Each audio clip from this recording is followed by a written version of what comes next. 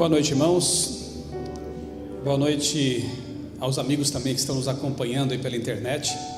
É um prazer, uma alegria poder também me dirigir a vocês. Esperamos que as bênçãos que vamos sentir aqui também na casa de Deus sejam extensivas a vocês aí, em casa, no carro, no trabalho, não sei onde você está, mas o Espírito Santo de Deus sabe, e está aí do seu lado, e vai abençoá-lo também. Irmão Jama, obrigado pelo convite que você me fez, para estar aqui com vocês. Você sabe que eu só não venho mais porque a agenda não permite mesmo, né? Mas que essa igreja aqui está no nosso coração, tanto eu quanto minha esposa gostamos muito de pregar aqui, de encontrar os irmãos de quando em quando, e melhor do que tudo, encontrar vocês bem, na fé, aguardando a volta de Jesus. O título da mensagem que eu escolhi para esta noite é o seguinte: o âmago do Apocalipse, o centro, o core, como se diz em inglês, né? O âmago. A gente, quando estuda livros como Apocalipse, por exemplo, tem que ter em vista algumas coisas antes de começar a leitura. Primeira, que foi escrito por um judeu, concordam? Apóstolo João. Apóstolo João era um judeu, portanto tinha uma mentalidade judaica, hebraica. Muitas figuras, expressões, ideias do Apocalipse são tiradas do Antigo Testamento, muita coisa. A própria ideia do santuário, né, está presente de ponta a ponta no Apocalipse, o santuário lá de Israel. Cristo, como o Cordeiro de Deus que tira o pecado do mundo, aparece aqui no Apocalipse muitas vezes.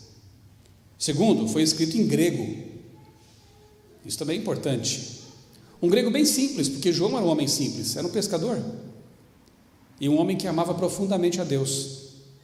É aquele discípulo, aquele apóstolo que ficou vivo.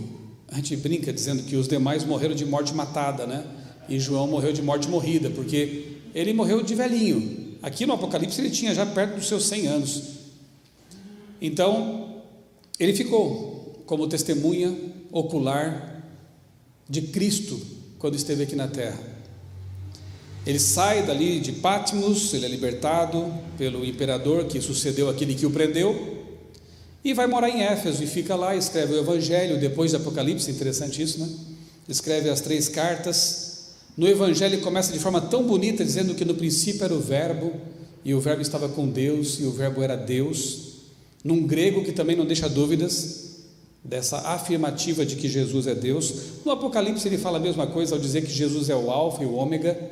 Alfa é a primeira letrinha do alfabeto grego, Ômega a última. É como se fosse o A e o Z. Se Jesus é o primeiro e é o último, ele não pode ser o segundo, não pode ter sido criado, né? Ele é o Criador. No Apocalipse ele é apresentado como o Criador. Nos Evangelhos nós vemos a faceta humana de Cristo encarnado. No Apocalipse ele aparece já como aquele que tem olhos de fogo, cinto de ouro, uma figura majestosa. Então, quando você junta a figura de Cristo dos Evangelhos com a do Apocalipse, você tem uma imagem mais completa de quem é esse ser a quem tanto amamos. Ele é o Deus homem, o homem Deus, o ser divino que veio à terra morrer pelos pecadores, aquele que tantas vezes disse: eu sou o pão da vida, eu sou a ressurreição e a vida, eu sou o caminho, a verdade e a vida, eu sou a porta, eu sou o bom pastor. Já falei essa? Esse eu sou, quando ele também usa, por exemplo, em João 8,58, para dizer assim: antes que Abraão existisse, eu sou. Naquele momento os judeus pegaram em pedras para apedrejá-lo. Por quê? Porque eles entenderam muito bem o que ele estava dizendo.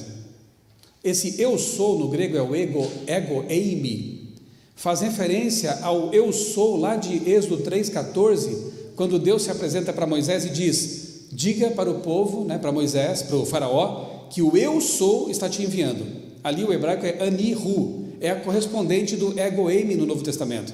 Ou seja, quando Jesus diz isso, ele está se equiparando ao eu sou do Antigo Testamento. Por isso queriam apedrejá-lo, por blasfêmia.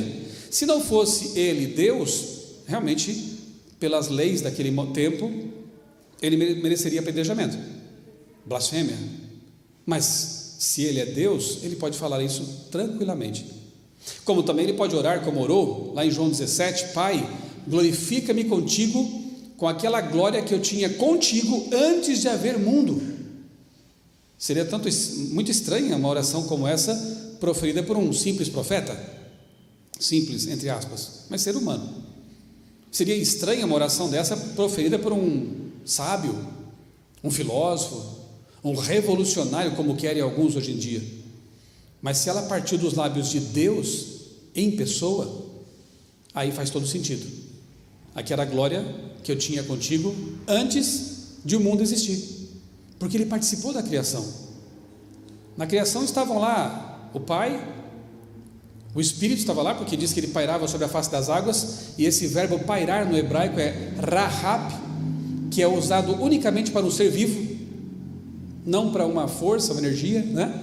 É para um ser vivo. Rahab, aplicado muitas vezes para as águias que pairam, sobrevoando, cuidando dos seus filhotes. E o diálogo da criação é: façamos o homem à nossa imagem. Se Deus não fosse, como cremos, né, 3 pessoas, o diálogo não seria diálogo, seria um monólogo, Deus dizendo: eu farei o homem à minha imagem. Mas ali é usado plural, e como sabemos que só Deus cria, bará, a partir do nada alguma coisa, é preciso que houvesse pelo menos 2 pessoas ali conversando. João já disse que o verbo estava lá, o próprio Moisés diz que o Espírito também estava lá, então nós cremos que a divindade triuna estava ali criando o mundo. Muito bem, esse é o João do Apocalipse, que conheceu tão de perto Jesus, que tinha uma vida de muita proximidade de Jesus, era um dos 3 mais íntimos, e dos 3 o mais íntimo. É aquele que na Santa Ceia estava ali encostadinho em Jesus, porque não queria perder uma palavra da boca dele, não queria perder um momento. Um jovem brigão no começo da sua carreira, um jovem nervoso, filho do trovão, mas depois passa a ser conhecido como discípulo do amor.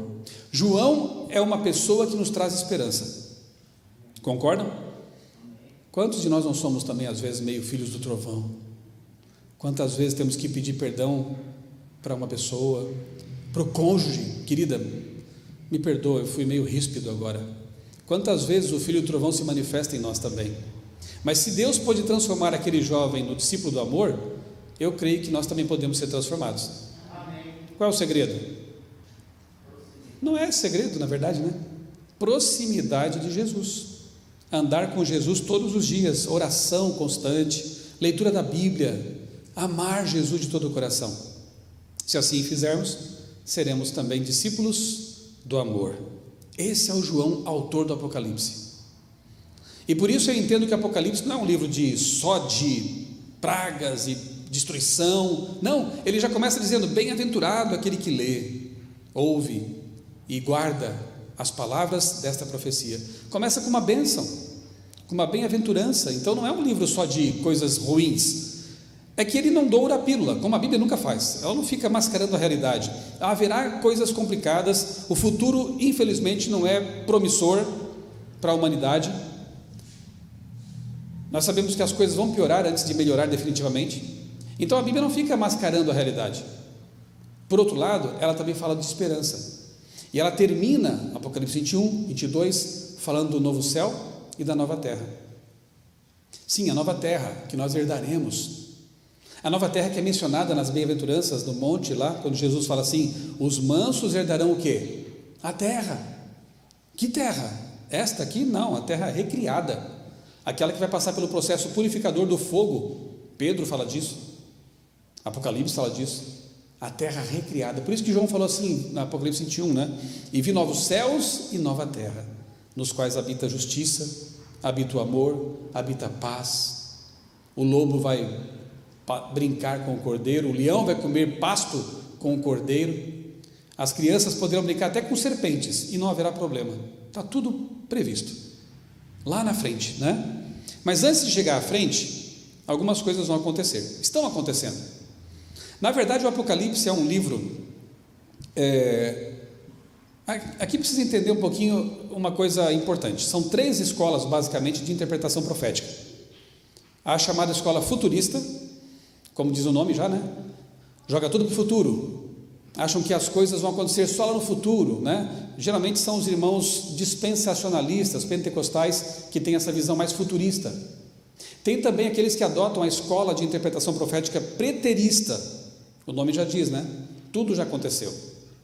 Os católicos têm essa ideia, né? A besta foi Nero, tudo já está no passado. E há os que entendem que, e entre esses estavam grandes nomes do protestantismo, Isaac Newton, por exemplo, também estava ali, e nós nos colocamos nesse grupo também, que são chamados historicistas. Para nós, o padrão de profecia apocalíptica começa no tempo do profeta, avança pelo tempo na história e cumpre-se quando? Da volta de Jesus, depois do milênio, com a consumação de todas as coisas. Ao longo da história. Temos evidências disso? Basta ler Daniel. Apocalipse e Daniel são livros irmãos, né? Um é a profecia, o outro é a revelação. Então, se você ler capítulo 2, a estátua, começa no tempo do profeta, Babilônia, avança pela história, Medo-Pérsia, Grécia, Roma, Europa, pedra, que é a volta de Cristo, e ali termina a visão. Aquela pedra se torna um grande reino, que não passará nunca mais. Daniel capítulo 7, 8, 9, é o mesmo padrão. Mudam os símbolos, são animais ali, né? No capítulo 7 são 4 animais ali misturados, são quimeras, né? No capítulo 8 são um carneiro e um bode, o 9 aprofunda, o 8, sempre assim, começa no tempo do profeta, corre pela história e culmina no fim. Volta de Jesus, juízo, volta de Jesus e transformação do mundo, recriação da terra.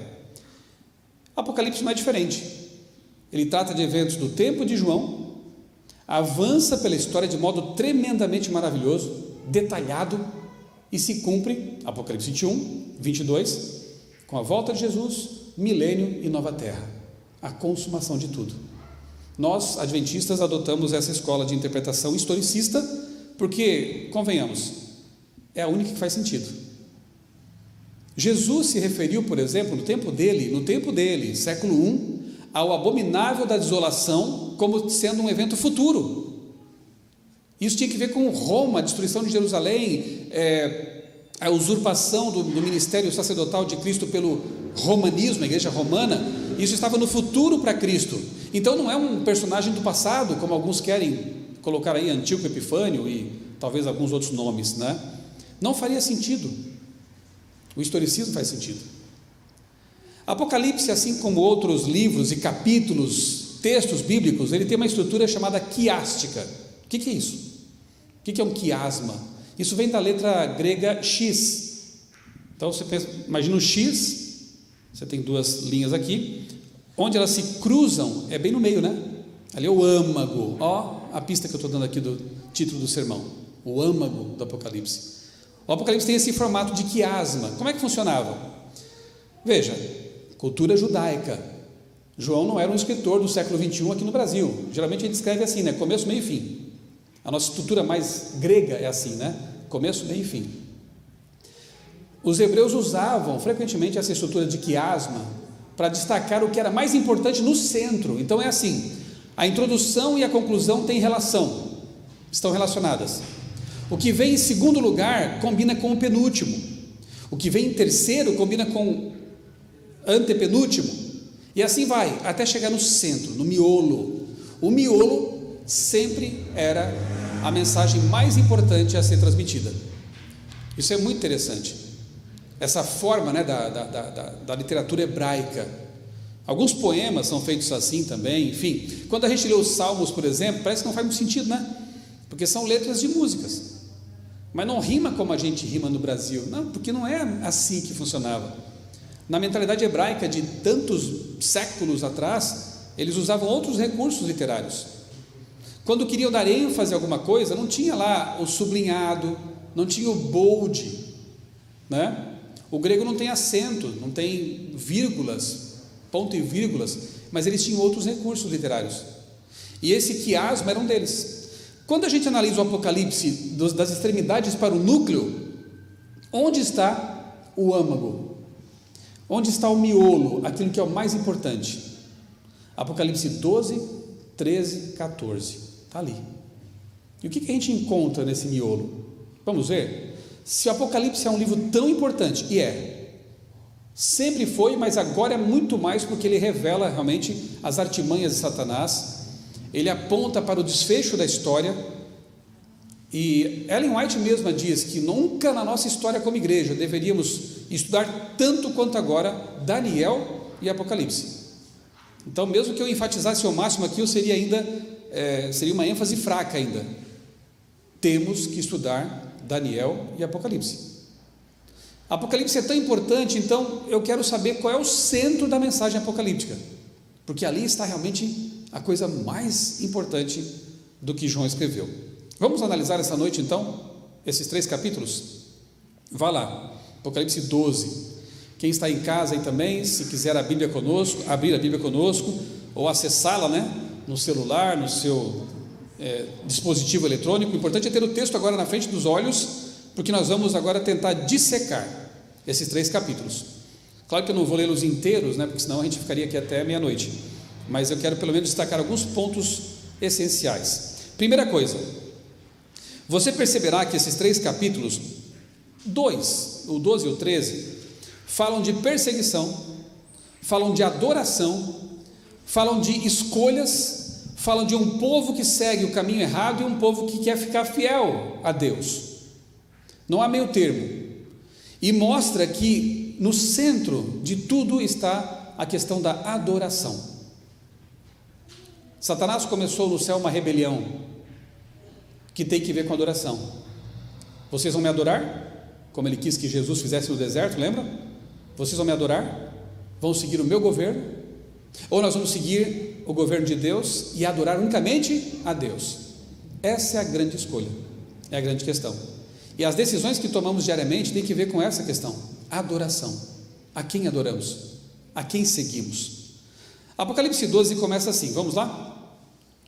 Viu-se grande sinal no céu, uma mulher vestida de sol, com a lua debaixo dos pés e uma coroa de 12 estrelas na cabeça.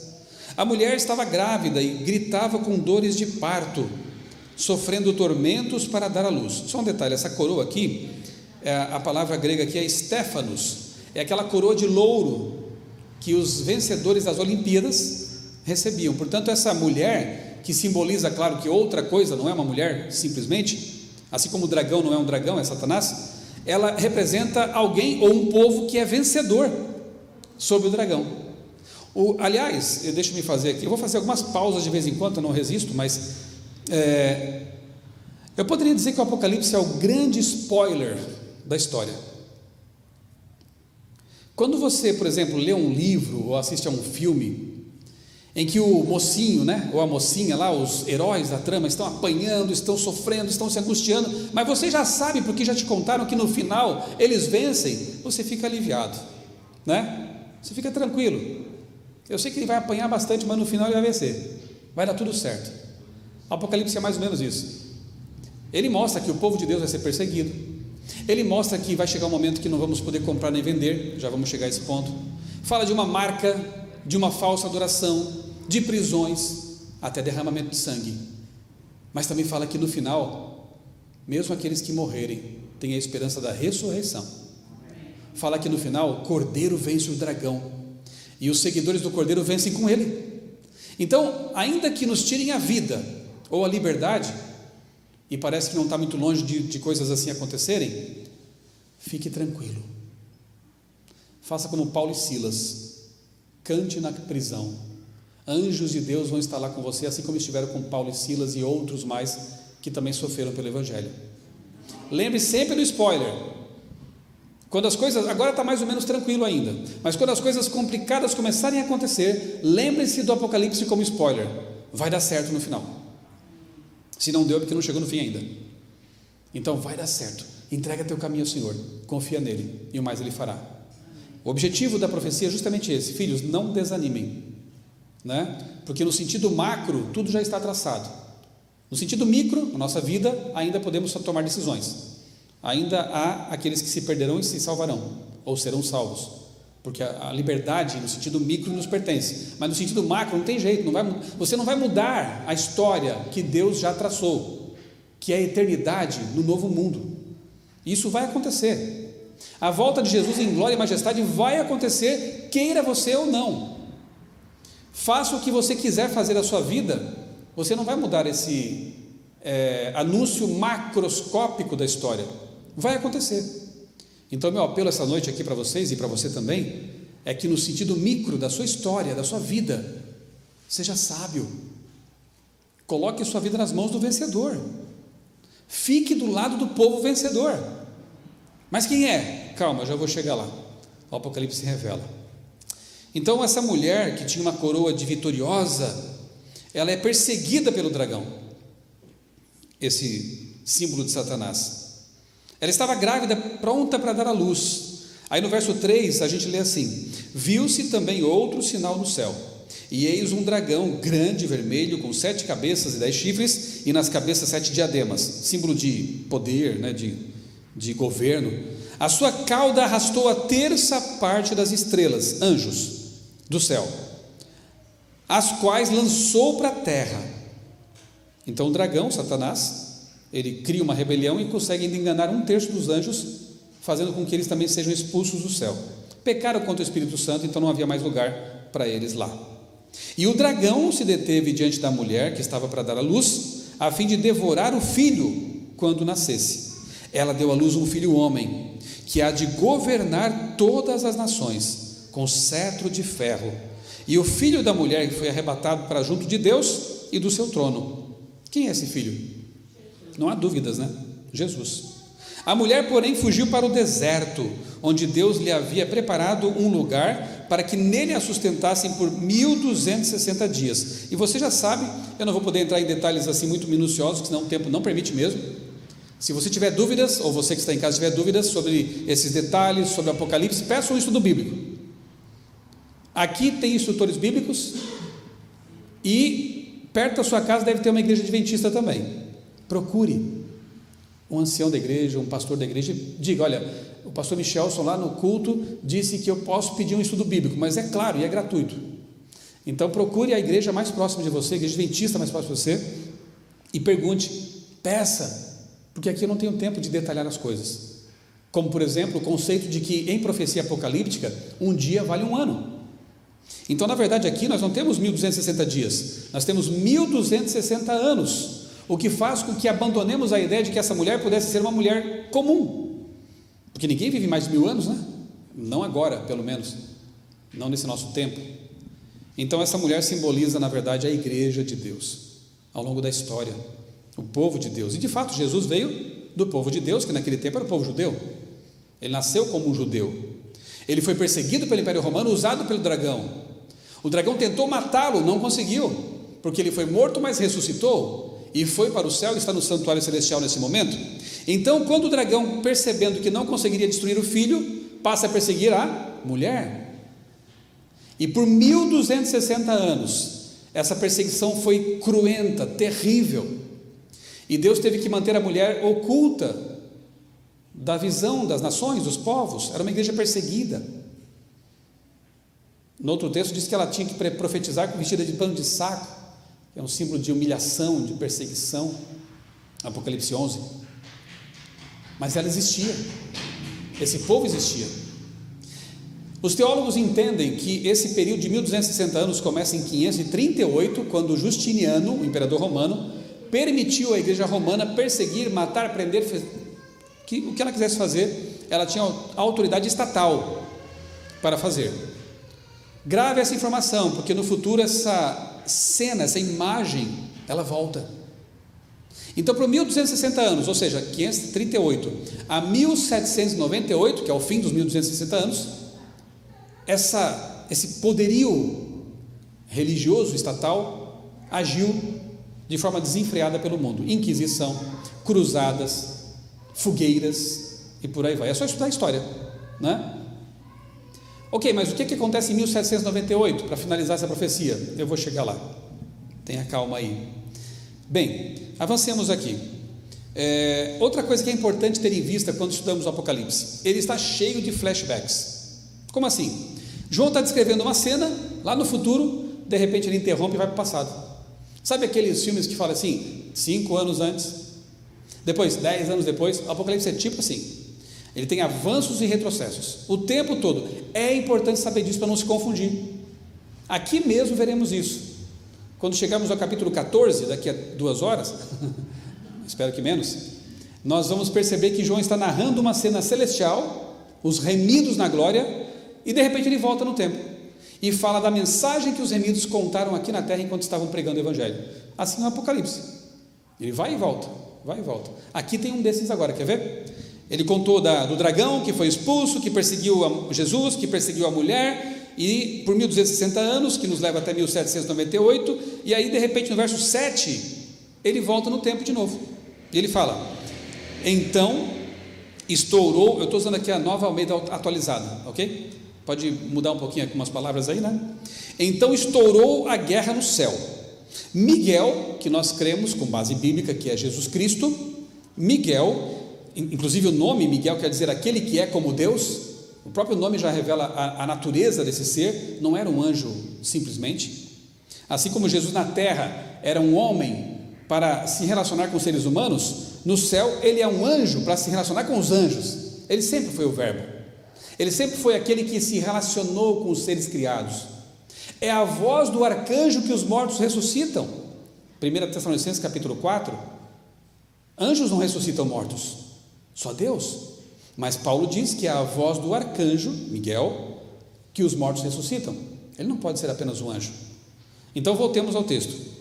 Miguel, Jesus e seus anjos lutaram contra o dragão, também o dragão e seus anjos lutaram, mas não conseguiram sair vitoriosos, e não havia mais lugar para eles no céu, e foi expulso o grande dragão. Você percebeu que João voltou aqui no tempo para contar mais os detalhes? E foi expulso o grande dragão, a antiga serpente, que se chama Diabo e Satanás. Aqui ele identifica claramente quem é o dragão, o sedutor de todo mundo. Enfim, aí depois no verso 11 diz que o povo de Deus venceu o dragão pelo sangue do Cordeiro. Sim, é Cristo quem nos habilita a ter a vitória, nós não conseguiríamos, porque ele é um anjo poderoso, ainda que caído, né? É pelo sangue de Cristo. Verso 13, quando o dragão viu que tinha sido atirado sobre a terra, perseguiu a mulher que tinha dado à luz o filho homem. Ele retoma aquele assunto, né? Mas foram dadas à mulher 2 asas de grande águia, para que voasse para o deserto, para o seu lugar. Aí onde é sustentado, ele repete o tempo, por um tempo, tempos, metade de um tempo. O que é isso aqui? Tempos quer dizer anos, né? Lá em Daniel, quando fala de Nabucodonosor, que ficou 7 tempos impedido de reinar, ele diz, são 7 anos. Então são anos. 1 ano, 2 anos, metade de um ano, são 3 anos e meio. Aplicando o conceito de dia-ano, temos, de novo, 1260 anos, ok? É o mesmo período, ele só usa, no Apocalipse 13 vai aparecer 42 meses, mesma coisa, transforma isso em dias, depois aplica o conceito de dia-ano, você tem 1260 anos. Em Daniel 7, 8, aparece o mesmo período, 1260 anos, não é coincidência. A repetição é didática, é para deixar claro, é quase como se fosse assim, né? Filho, é assim, não entendeu muito bem? Tá bom, vou repetir, é assim, não entendeu ainda? Eu vou repetir de novo, aqui ó, é assim. Essa repetição, essa ênfase é bem interessante, para que fique bem claras algumas coisas que pessoas confundem por aí. Nós vamos depois chegar nas confusões aí, né? Porque não estudam contexto, não estudam Daniel com Apocalipse juntos, fazendo paralelos, e aí viajam na maionese escatológica. Vamos lá. Isso aqui é muito interessante, ó. Um tempo, tempos, metade de um tempo, fora do alcance da serpente. 15. Então a serpente lançou da boca água. Você já sabe o que é água em profecia, né? Povos, multidões, nações, né? Em Apocalipse 17, 15 fala isso. As águas são multidões, nações e línguas e povos.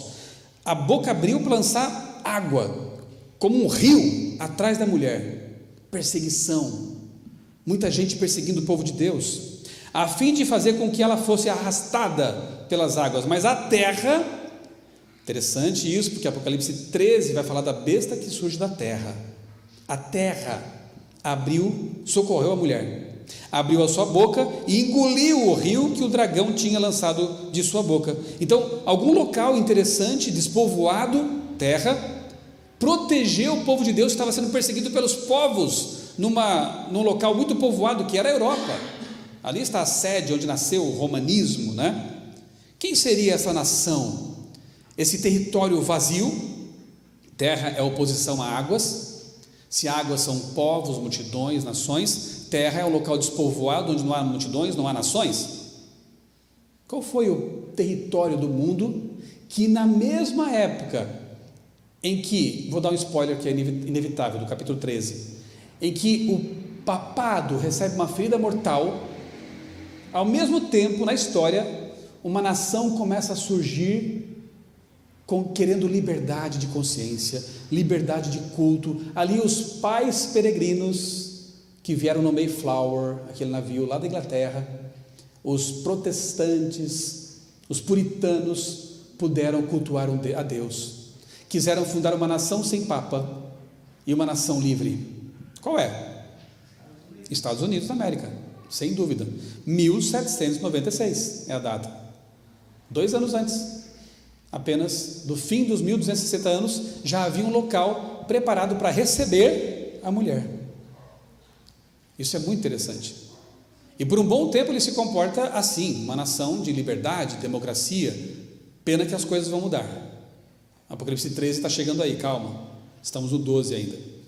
Bem, o verso 17 é muito revelador, é muito importante, e diz assim: o dragão irou-se contra a mulher. Então Satanás irou-se contra a igreja, em toda a história, não é uma igreja, placa de igreja, a igreja de Deus, de Adão até o fim. O dragão irou-se contra a mulher e foi travar guerra com o restante da descendência dela. Agora sim, é um povinho que restou desse processo todo. Quem são eles? Eu quero fazer parte dele. São os que guardam os mandamentos de Deus e têm o testemunho de Jesus. Bem, se o povo de Deus remanescente, por que eu falo remanescente? É o restinho, não é o que diz o texto? É o restinho. A igreja veio desde Adão. No Antigo Testamento eram os patriarcas, Abraão, Isaac, Jacó, os profetas. Houve apostasias, houve revamentos. Depois Jesus institui a igreja cristã sobre as bases do judaísmo, não foi uma ruptura, por favor entendamos isso. O romanismo tentou romper com toda a tradição que vem do judaísmo, como, não é nem tradição, não vou nem dizer assim, são verdades, porque Paulo diz que a verdade vem dos judeus, Jesus falou isso também. Em que sentido? As profecias, a Bíblia é um legado do povo judeu. Os discípulos eram judeus, o sábado não é judeu, o sábado é para todo mundo. Adão e Eva guardaram antes de haver judeus na terra. Então toda essa herança vem ao longo da história. Povos que apostatam, povos que são fiéis. Depois no cristianismo começa a apostatar também. Deus suscita a reforma protestante, traz de volta verdades que estavam escondidas, esquecidas, mas aquilo ali avança um pouco e para no tempo, e no século XIX Deus então usa um movimento chamado milerita, que dá origem ao movimento adventista, ainda não do sétimo dia, não era uma igreja ainda, era um movimento em várias igrejas, trazendo de volta verdades que ainda precisavam ser redescobertas. O estado do ser humano na morte, de inconsciência, a alma não é imortal, como ensinavam durante muito tempo, contaminação pagã do romanismo, da visão grega, né? Helenística, enfim. O sábado foi redescoberto, que estava abandonado, a verdade do santuário celestial, do estilo de vida saudável, tudo isso foi restaurado no movimento restauracionista do século XIX, que continuou a reforma do século XVI, que havia sido parada, estacionada, né? Tem nome de que vives, mas está morto, como diz lá a carta das 7 cartas do Apocalipse. O povo de Deus nesses últimos dias é um restinho, é o que sobrou de toda essa história, mas é um povo amado por Deus, e eles guardam os mandamentos de Deus e têm o testemunho de Jesus. Mandamento é fácil, é só você ir a Êxodo capítulo 20, e você tem lá os mandamentos de Deus na Bíblia, não os mandamentos adulterados. Mas o que é o testemunho de Jesus? Não tenho tempo de aprofundar isso aqui agora. Você viu que dá uma semana, né? Cada tópico desse. Apocalipse 19 diz que o testemunho de Jesus é o espírito de profecia.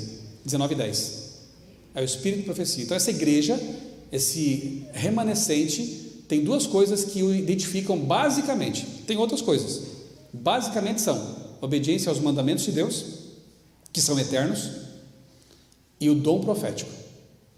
Tem que ter havido alguém no meio desse remanescente que manifestou o verdadeiro dom profético. E eu creio, não só de todo o coração, porque seria uma coisa muito subjetiva, mas de toda a minha consciência, porque estudei isso a fundo. Ellen White, no século XIX, manifestou o dom profético em nosso meio.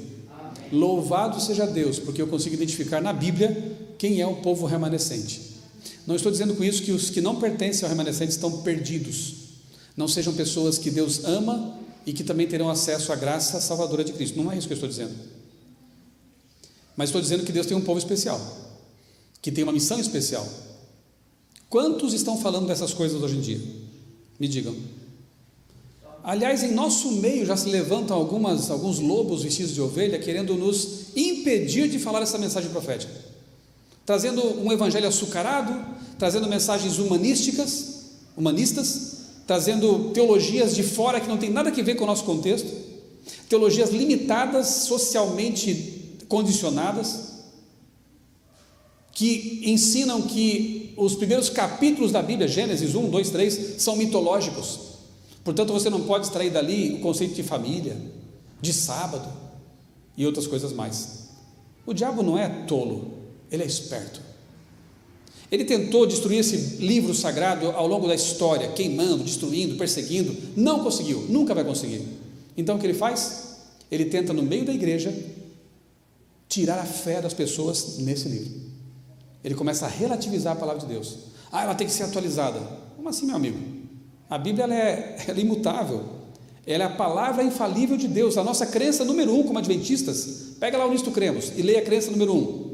Cremos que a palavra de Deus, o Antigo e o Novo Testamento, constituem a palavra inspirada e infalível de Deus.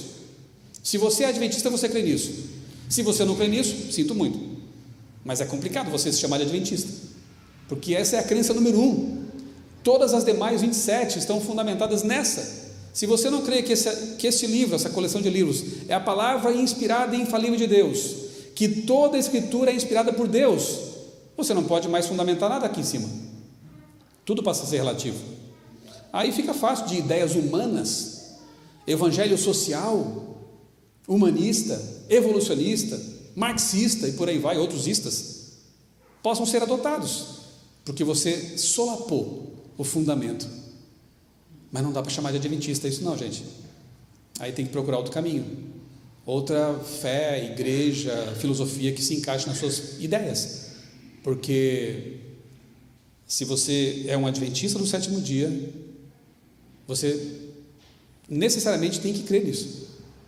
A igreja nasceu com essa vocação para pregar, ensinar e viver a palavra de Deus na sua totalidade, não recortar partes que me convêm, usar aí as chamadas chaves hermenêuticas convenientes, para extrair só o que me interessa e deixar de lado aquilo que me condena.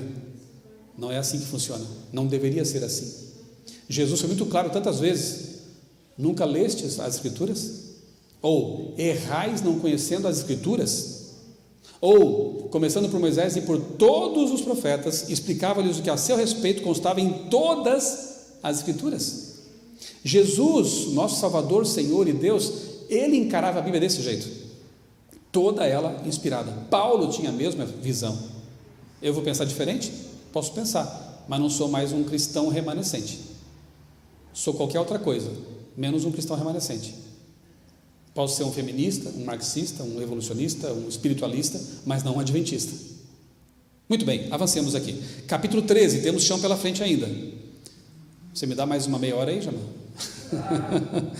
Capítulo 13, eu vou tentar sintetizar. Detalhe, Apocalipse 12 faz a descrição de 4 batalhas, você percebeu? Primeiro, batalha no céu. Dragão fez uma rebelião por lá e foi expulso. Batalha no céu. Segundo, contra quem? Vou dar uma pista. Jesus. A segunda batalha escrita no capítulo 12 aqui é do dragão contra Jesus, tentou destruí-lo no deserto, na cruz, perdeu feio. Ali a serpente teve a cabeça esmagada. Terceira batalha, perseguição contra a igreja, a mulher. Ao longo de mais de 1000 anos de perseguição, de situação difícil. E quarta, contra quem ele está irado agora? O remanescente. O remanescente. Percebe isso claramente? 4 batalhas, 4 perseguições: céu, Jesus, igreja, remanescente. O que acontece no capítulo 13? Pensa assim, abre sobre a mesa o capítulo 12, tem todos esses elementos. Aí João, no capítulo 13, ele pega uma lente de aumento e amplia a 4ª batalha. Entendeu? Ele explicou a primeira, a segunda, a terceira, mas agora ele quer pegar a 4ª, que é contra o remanescente, do tempo do fim, e quer destacar para a gente entender melhor. Então ele pega todos aqueles elementos, pinça um e diz: agora vamos ver isso aqui com mais destaque. Deu para entender? Pensa naquelas telas assim, se ele pudesse usar isso, né, João, né? Uma tela, uma lousa, como é que chama hoje em dia? Porque meu tempo era quadro negro. Uma lousa eletrônica, aquelas aí, né? Que você mexe, touch, né? Você mexe nela. Então está ali capítulo 12, João está organizando as coisas, tal, 1, 2, 3, 4. Pega o 4 e amplia. Esse é o 13, capítulo 13. No 14, você não pode ler o 13 sem o 14, senão você chora, senão você vai para um buraco lá e fica deprimido. Sabe por quê? Porque no 13 a besta destrói, pinta e borda, persegue, mata, e termina assim. Você termina o 13 assim, arrasado. Então o povo de Deus vai perder. Mas quando você lê o 14, o povo de Deus vence. São 144 mil. Então, por favor, quando lê o 13, lê o 14 também. Não se esqueça que na Bíblia não existiam capítulos, né? Os autores não colocaram assim, capítulo 1, versículo 2, 3. Isso foi uma boa invenção, mas bem posterior. Se não me engano, foi até um padre que inventou isso, e bendito esse padre, porque ajuda, né? Mas nem sempre é muito feliz a separação. Como, por exemplo, criar uma quebra entre o 13 e o 14. Não é para quebrar, tem que ler junto. 12, 13 e 14 é o core, é o âmago, é o miolo. Quando você lê os 3 juntos, você percebe assim a batalha ao longo da história, a ampliação da batalha contra o remanescente e o desfecho, o remanescente vitorioso no capítulo 14. Está bem assim? Vamos lá, 13. Então no 13 eu vou resumir bastante aqui. Você conhece o assunto, né? Ele mostra 2 bestas, certo? Uma emerge do mar. Ela tem aqui, olha que interessante, ela é semelhante a um leopardo, com pés de urso, boca de leão. Onde é que aparecem esses animais aqui? A Daniel 7, muito bem. Então João claramente quer fazer uma ponte, uma associação entre Daniel 7 e Apocalipse 13. A besta do mar, ela tem elementos dos 4 animais de Daniel 12, Daniel 7, que culmina com a ponta pequena, lembram? O chifre pequeno que aparece na profecia de Daniel 7 ali, é que vai perseguir o povo de Deus, é que vai mudar os tempos e a lei, Daniel 7:25, vai se intrometer em assuntos religiosos. Se essa besta aqui tem a ver com aquelas que culminam com a ponta pequena, logo é uma besta também religiosa, logo é uma besta que também se intromete em assuntos religiosos, logo é uma besta que quer mudar a lei de Deus, que persegue o povo de Deus. Percebe as semelhanças? E mar são multidões, nações e línguas. Essa besta surge num continente povoado, naquele tempo mais povoado, que estava no centro da história do mundo, Europa, e lá no meio, Roma. Bem, aqui é dito que essa besta do mar recebeu uma ferida mortal, mas só que depois a ferida foi curada, passa por um processo de cura, e a terra inteira se maravilha com a cura dessa besta. Besta quer dizer poder, né? Pode ser reino, pode ser poder. Lá em Daniel tem as bestas, os animais, todos eles eram reinos. Aqui temos também um poder bem poderoso, para usar aqui uma redundância, né? Só que ela é ferida. Interessante, porque aqui fala dos 42 meses, é 1260 anos também. Então no fim dos 1260 anos ela recebe uma ferida mortal. O que aconteceu em 1798? O general Berthier, né, de Napoleão Bonaparte, prende o Papa Pio VI, morre na cadeia o Papa. Os bispos se tornam reclusos, eles se afastam da cena. Se prender o Papa, vamos embora, acabou. Quem vivesse naquele tempo acharia que a igreja romana nunca mais se levantaria. Foi um golpe mortal. Mas algum tempo depois, ela começa a se recuperar. Em 1929, tem um acordo feito lá com Mussolini. Ele devolve os territórios que compõem hoje o Vaticano, o menor país do mundo, né? Mas é um país, não esqueça disso. O Papa também é um chefe de Estado, não é só um líder religioso. Em 2015, o Papa Francisco visitou, pela primeira vez um Papa falou lá no Congresso, na sede da ONU, na Casa Branca, e foi aclamado por multidões, recebido no aeroporto com honrarias de Estado, a terra se maravilhando. Eu lembro que na época eu li um artigo no jornal Estado de São Paulo, um repórter, não tem nada a ver com religião, e ele se espantando, dizendo assim: no século XIX essas cenas seriam impensáveis, porque a América tinha muito preconceito com respeito aos papistas, como chamavam os católicos. Um papa nunca ia pisar lá para abençoar a América. Aí no século XXI, 2015, ele fez exatamente isso. Também esteve lá. E ali no parapeito, né, do Capitólio, ele abençoa a multidão em Washington. Uma cena impensável anos antes. No Grande Conflito, no livro Grande Conflito, Ellen White fala que havia um abismo antes, mas que com o tempo esse abismo seria transposto. No tempo dela falar que haveria uma união, uma aproximação entre América e Vaticano e o Papado, é um absurdo, devem ter rido dela. Que é isso? O tempo passou, e hoje o que acontece? Não tem mais abismo, tem uma ponte bem pavimentada. Aliás, segunda vez na história, os Estados Unidos têm um presidente católico, alinhadíssimo com o Vaticano. Isso é para ficar atento, né? Joe Biden é católico, amigão dos jesuítas. Um padre jesuíta fez a oração da sua posse. Ele fez o juramento presidencial em cima de uma Bíblia católica jesuíta. Não foi uma Bíblia protestante, como sempre se faz com presidentes protestantes. Há muita coisa interessante aí, né? Esse alinhamento. Assim que ele foi eleito, ele já ligou para o Papa e disse: estou junto com você nessa questão ambiental. Quem acompanha meu canal sabe do que eu estou falando agora. Ecumenismo. Tem se falado muito agora. Eu estudo esse assunto há 10 anos já, e eu só vi isso crescer, e agora forte como nunca. Em novembro vai ter uma reunião aí. Não estou dizendo que vai acontecer marca da besta, por favor, me entendam bem, não estou marcando data para coisa nenhuma. Se eu marcasse data aqui, já me tira daqui e me chama de herege, porque qualquer pessoa que marcar qualquer data para qualquer coisa é herege. Jesus foi muito claro em dizer que ninguém sabe o dia nem a hora, e lá em Atos, né, também Lucas repete, dizendo que os tempos aí futuros pertencem a Deus, você não tem que saber nada disso, você tem que estar pronto todo dia. Você pode morrer amanhã. Deus não quer que você esteja ligando sua espiritualidade a uma data. Você tem que estar pronto todos os dias. Porém, em novembro vai acontecer a COP26. É um evento importante. Não sei o que vai sair de lá, mas está todo mundo unido. E este tem sido um ano muito cheio de evidências, queimadas. Teve um frio intenso agora aqui no sul, no sudeste, né? Eles também dizem que tem que ver com o desequilíbrio climático. Enchentes na Europa, coisas muito drásticas acontecendo. Tudo isso é alimento, é combustível para essa pauta ambientalista. Não sou negacionista do clima, por favor, me entendam bem. Não estou dizendo aqui que nós não temos que ser ecológicos.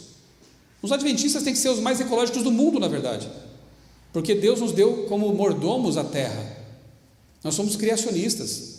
Então nós, mais do que qualquer outra pessoa, quaisquer outras pessoas no mundo, temos que tomar banhos mais curtos, porque isso tem um impacto ecológico.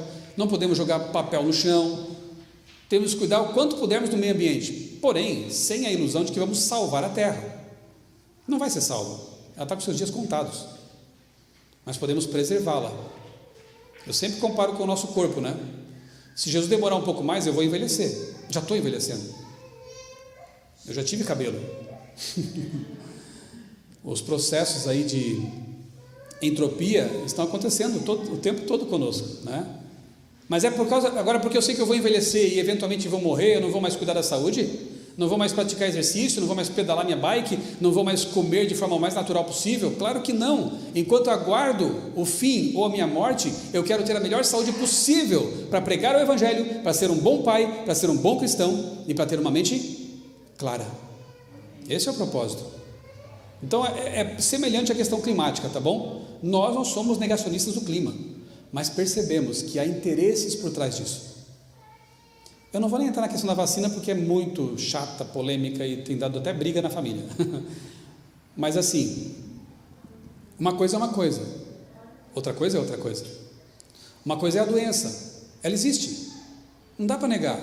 Meu pai morreu há 10 meses de Covid, e se você me disser que ele não morreu de Covid, eu vou ficar bravo com você, porque eu acompanhei todo o drama do meu pai, um homem saudável, atlético, 73 anos, jogava futebol até antes da pandemia, porque fecharam os campos e ele parou.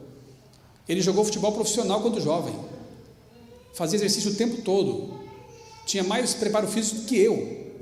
Quando eu ia para Criciúma, meu pai falava, vamos caminhar? Eu já sabia, ele quer conversar. Aí eu colocava uma bermuda, um tênis, e para acompanhar o homem. Andávamos quilômetros, e ele firme, pegou Covid, morreu.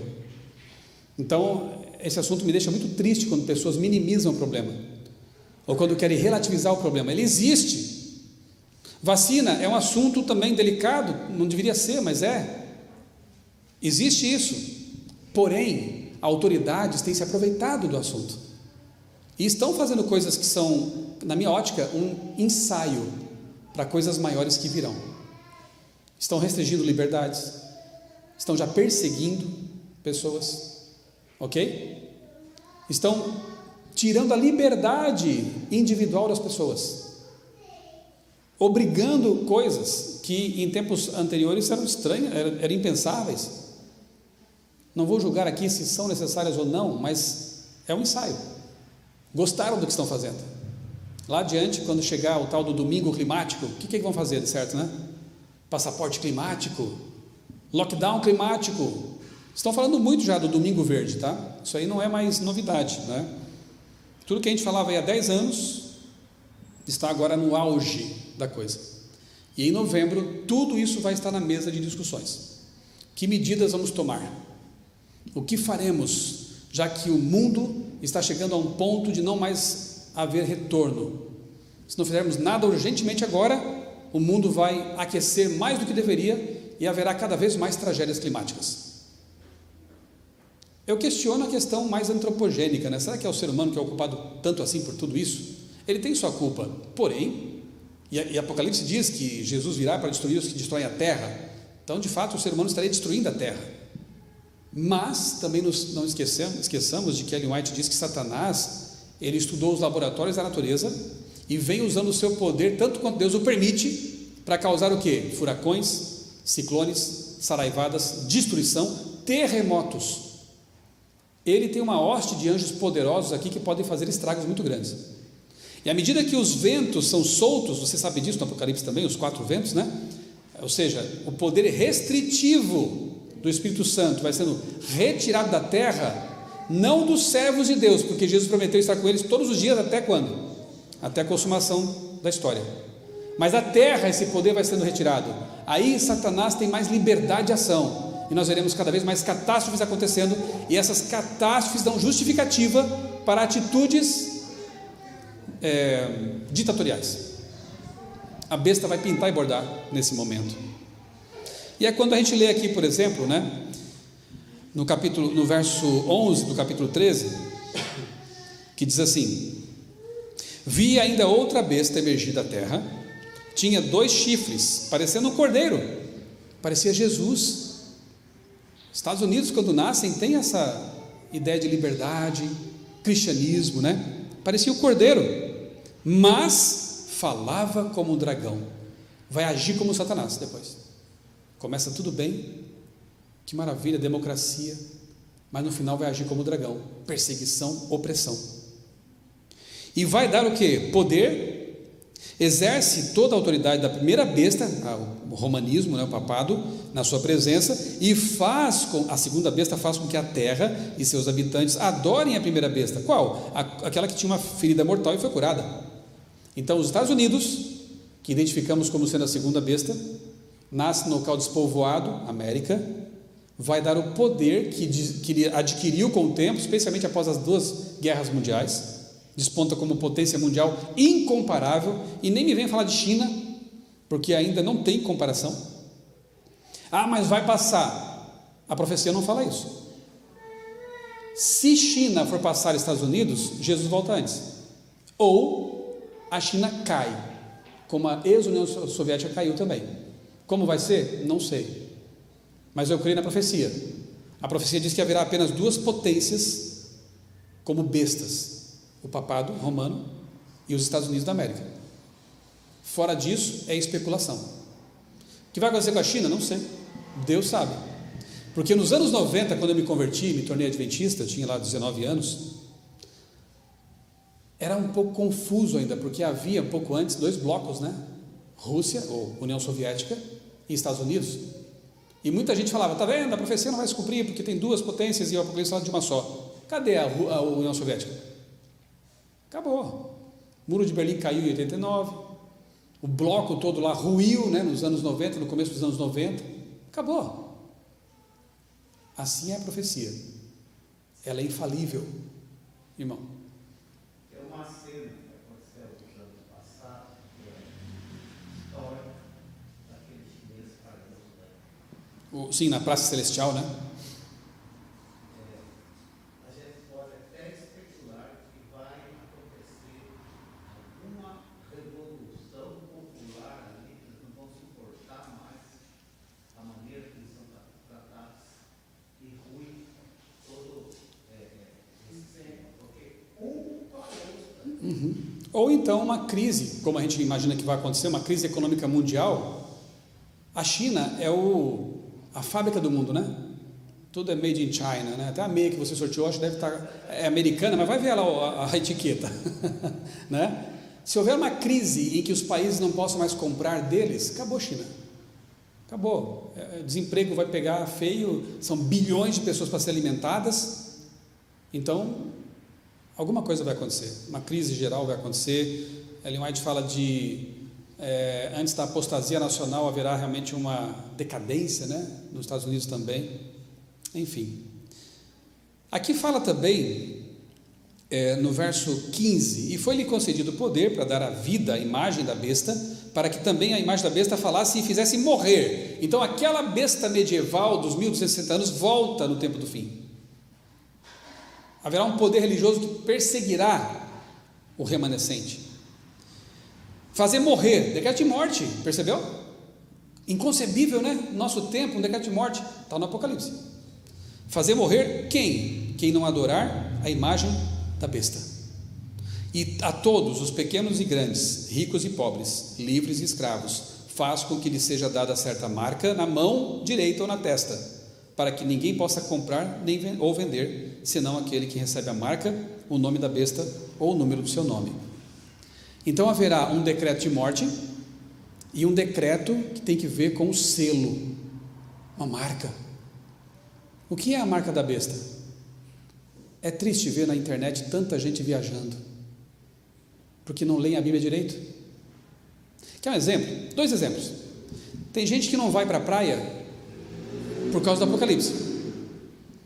Amigos, que não vai à praia, mesmo que seja uma praia deserta, mais tranquila, né? Longe do mundanismo, não vou, porque a besta ela surge do mar. Já viu isso? Que dó, né? Não toma banho de praia porque a besta surge do mar. Besta é um poder, mar são povos, multidões, nações e línguas. Tem nada a ver com a praia.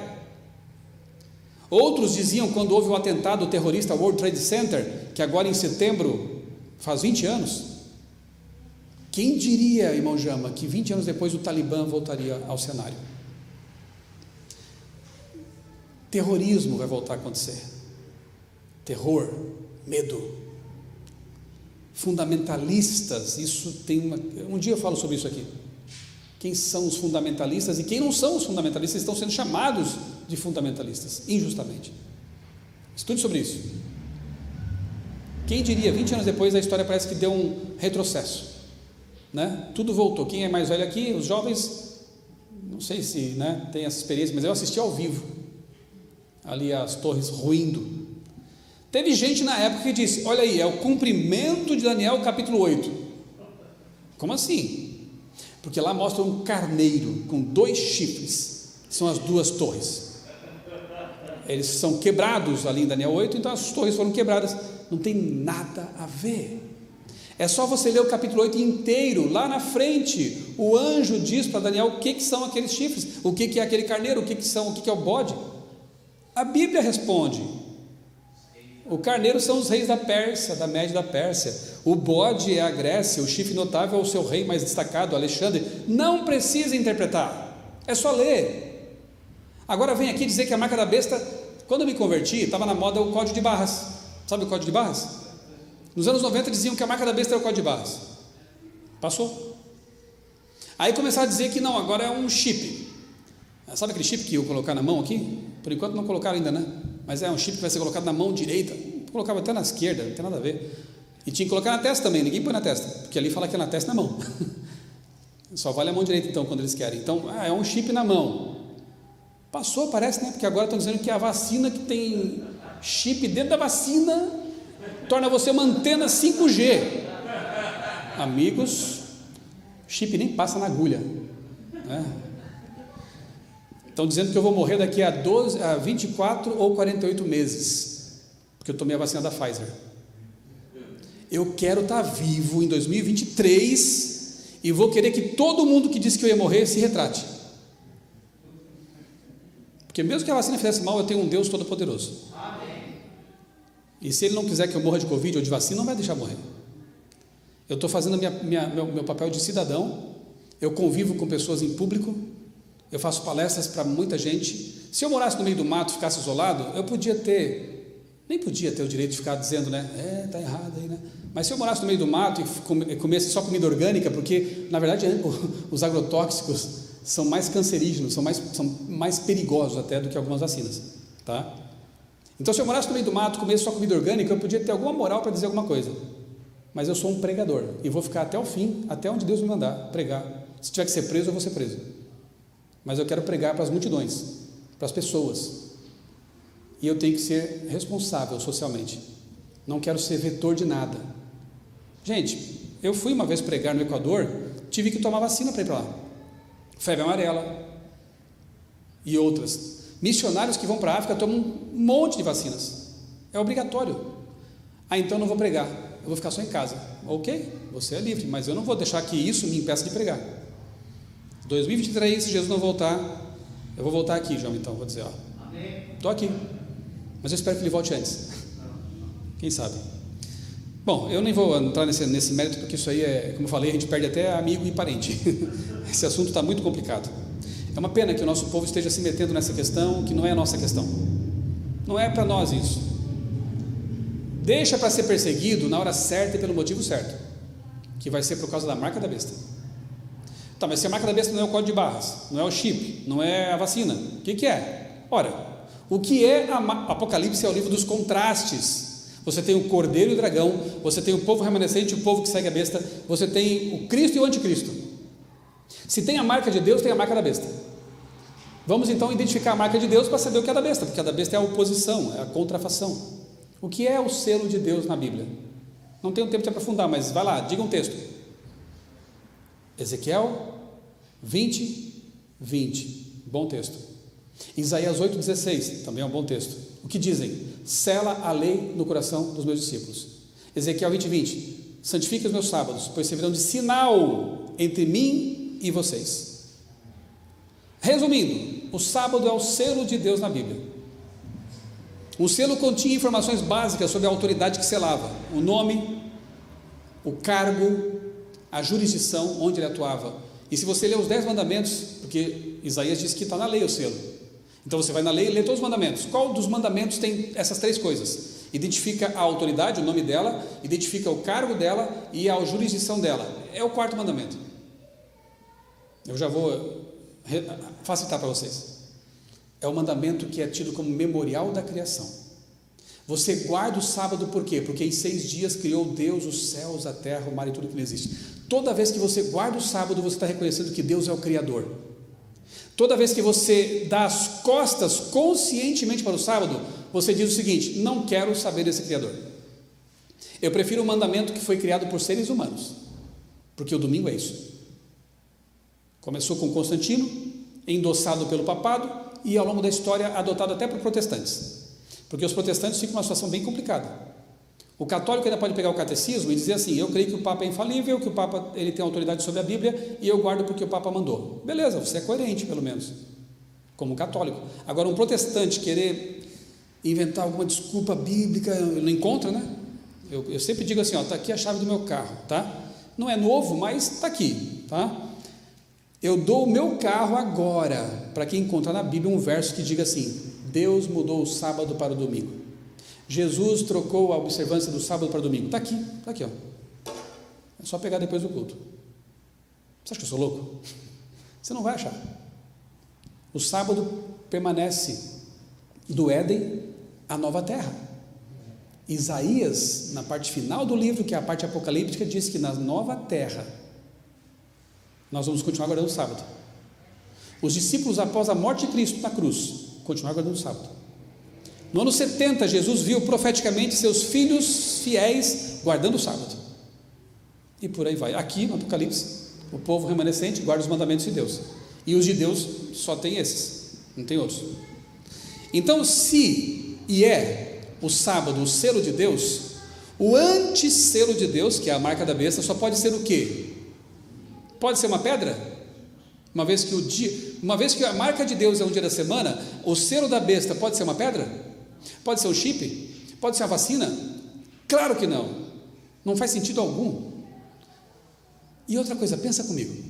Se a marca da besta fosse um chip, um assassino serial, um estuprador que fugisse para o mato e passasse a viver lá, não recebesse o chip, estava salvo?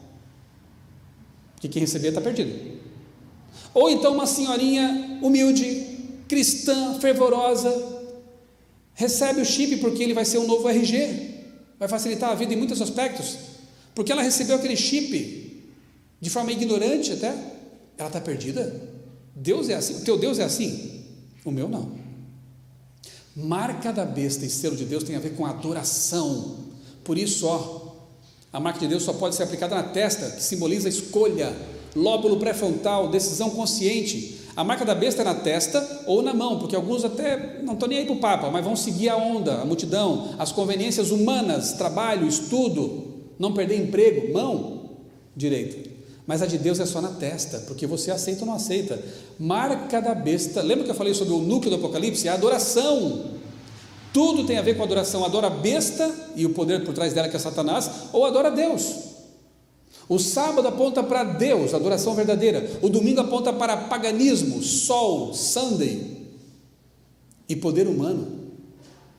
O diabo, ele tenta colocar cortinas de fumaça o tempo todo para desviar a atenção das pessoas. E vai mudando com o tempo. Código de barras, chip, vacina. E o que vem depois? Não sei, estou inventando ainda. Daqui a pouco vem outra coisa. E as pessoas ficam confusas, descrendo do Apocalipse, da Bíblia, porque toda hora muda. Nunca mudou. O que muda é a interpretação. Marca de Deus ou marca da besta? Essa é a escolha. Se você aceitar a marca de Deus, eu tenho que te dizer que você vai ser perseguido. Você poderá viver um período de não poder comprar nem vender. E está fácil fazer isso hoje. Já tem como fazer agora a questão da vacina, por exemplo. Já tem meios de impedir que pessoas não vacinadas não tenham acesso a algumas coisas, alguns serviços, né? Não falei que é o ensaio? Mas vai ser muito pior depois. Mas se for para ser assim, que seja, né? Os nossos irmãos do passado foram perseguidos também. Muitos morreram.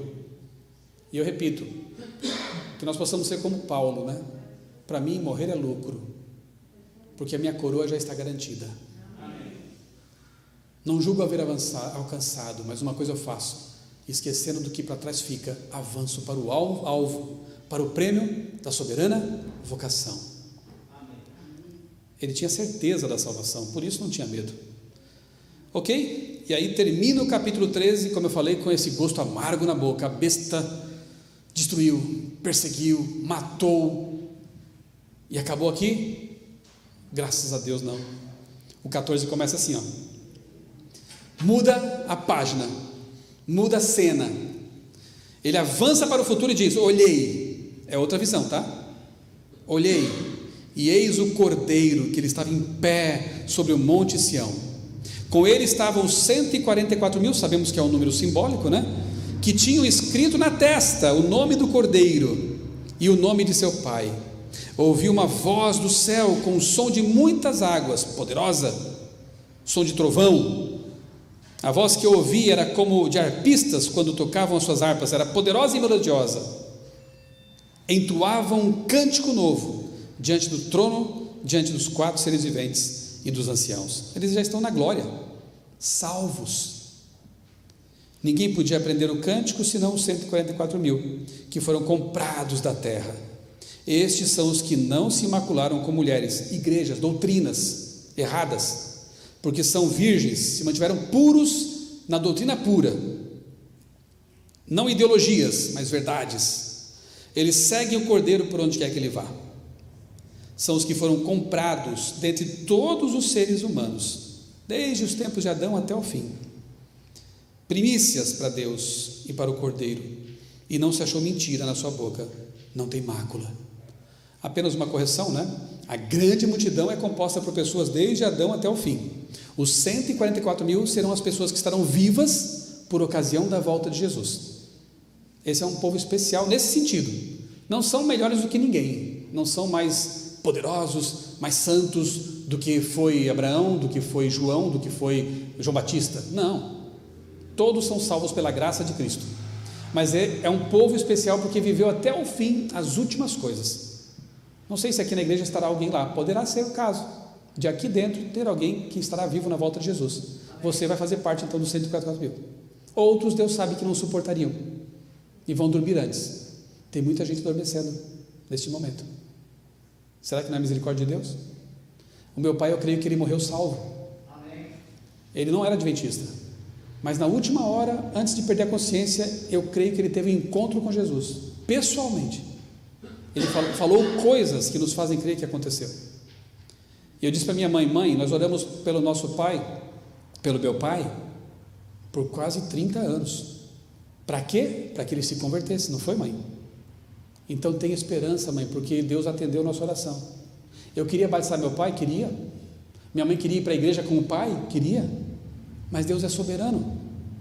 Eu disse: vamos confiar em Deus. Se foi a única forma de meu pai ser salvo, foi morrendo, que assim seja, porque eu vou vê-lo de volta em breve. Eu creio na promessa da ressurreição.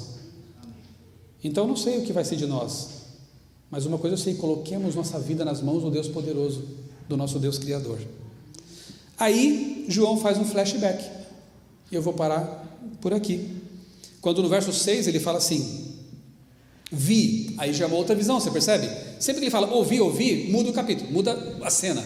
Ele viu os salvos na glória, agora ele viu outra coisa. Vi outro anjo voando pelo meio do céu, tendo um evangelho eterno para pregar aos que habitam sobre a terra, a cada nação, tribo, língua e povo, dizendo em grande voz: temam a Deus e deem-lhe glória, pois é chegada a hora do seu juízo, e adore aquele que fez o céu, a terra, o mar e as fontes das águas.